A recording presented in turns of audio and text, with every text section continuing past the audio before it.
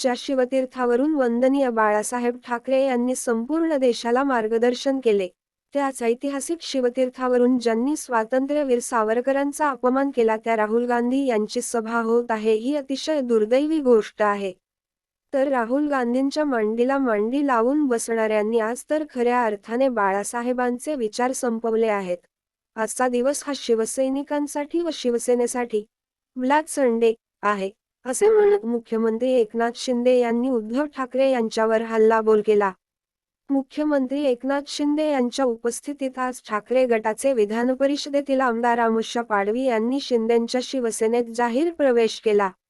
त्यानंतर मुख्यमंत्री शिंदे यांनी माध्यमांनी संवाद साधताना उद्धव ठाकरे व राहुल गांधी यांच्या भारत जोडो न्याय यात्रेवर भाष्य केले.